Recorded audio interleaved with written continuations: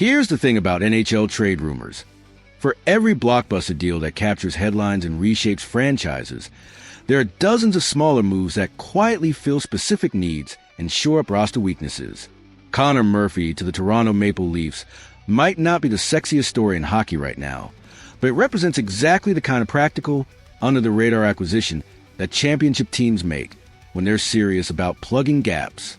At first glance, Murphy doesn't jump off the page as a game changer. The 32-year-old defenseman isn't going to wow you with highlight reel offensive plays or blazing speed through the neutral zone. What he brings is something far more valuable in today's NHL. Size, physicality, and the kind of shutdown defensive play that becomes absolutely crucial when the playoffs arrive and every inch of ice becomes a battleground. Standing 6'4" and bringing that old-school defensive mentality, Murphy represents everything modern hockey analytics sometimes miss. Sure, he's not creating offensive chances in transition, and yes, he's among the slower players in the league. But when you need someone to clear bodies from in front of your goaltender, when you need a defenseman who can absorb punishment along the boards and keep playing, when you need that steady presence who won't get rattled by the biggest forwards in the game, that's Conor Murphy. The connection between Murphy and Toronto isn't new. The Maple Leafs showed interest in the Chicago defenseman during last season's trade deadline, recognizing something that goes beyond traditional statistics. Brad Treliving has been searching for exactly this type of player. A defensive defenseman who can play physical, win battles in the corners, and provide that steady, reliable presence that playoff teams desperately need. Think about Toronto's defensive core right now. They've got skill, they've got offensive upside, but do they have that intimidating physical presence that makes opposing forwards think twice before driving to the net? Murphy provides that element, the kind of deterrent factor that can change how teams approach your defensive zone. The financial aspect of any potential Murphy trade tells its own story. His $4 million cap hit for next season represents significant money for a player who won't put up impressive point totals. But here's what that contract really represents: proven NHL experience, reliable minutes, and the kind of defensive stability that costs money because teams understand its value. For Toronto, the challenge becomes making the numbers work. The Leafs don't have unlimited cap flexibility, and spending that kind of money on a defensive-minded player requires some creative maneuvering. It might mean Chicago retaining some salary, or it might mean Toronto moving other pieces to create space. But championship-caliber teams find ways to make these deals work when they identify the right fit. Murphy's 10-team no-trade clause adds another layer of complexity, but also suggests something important. He has some control over his destination, and Toronto's previous interest indicates they might be on his acceptable list.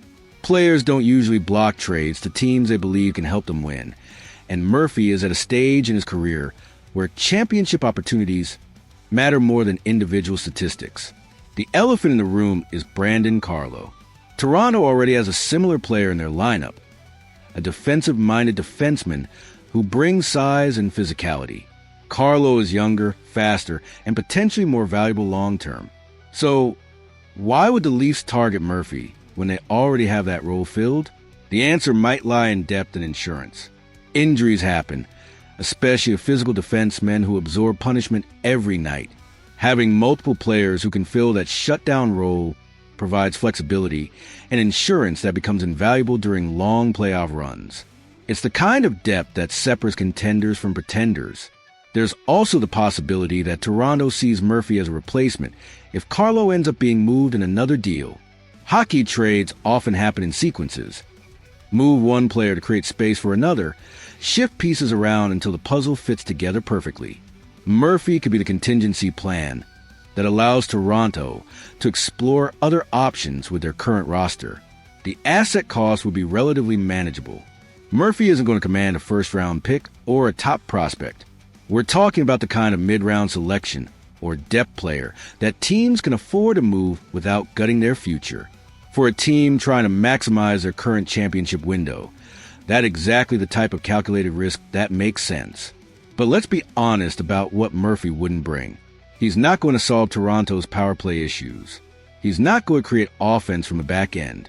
He's not going to make highlight reel plays that get fans out of their seats. What he brings is the unglamorous, often unnoticed work that wins hockey games. Clearing rebounds, finishing checks, making the simple play under pressure. In today's NHL, where skill and speed dominate headlines, there's still tremendous value in the Conor Murphy archetype. Teams that win championships typically have at least one defenseman who can handle the physical demands of playoff hockey, who can match up against power forwards and not back down from the dirty areas of the ice. The timing could work for both sides. Chicago is in rebuild mode and might welcome the opportunity to move an aging veteran for future assets. Toronto is trying to maximize their current core and might see Murphy as exactly the type of complementary piece that could put them over the top. Whether or not this rumored connection develops into an actual trade remains to be seen. But the fact that Murphy's name keeps surfacing in Toronto trade discussions suggests there's real interest from the organization. Sometimes the most important moves aren't the flashiest ones. They're the practical additions that address specific needs and make the entire team better. What do you think about the possibility of adding Conor Murphy? Is he the type of defensive depth Toronto needs? Or should they focus their trade efforts elsewhere? Let me know in the comments. And don't forget to like this video if you want more analysis of the under-the-radar moves that could shape the Maple Leaf season.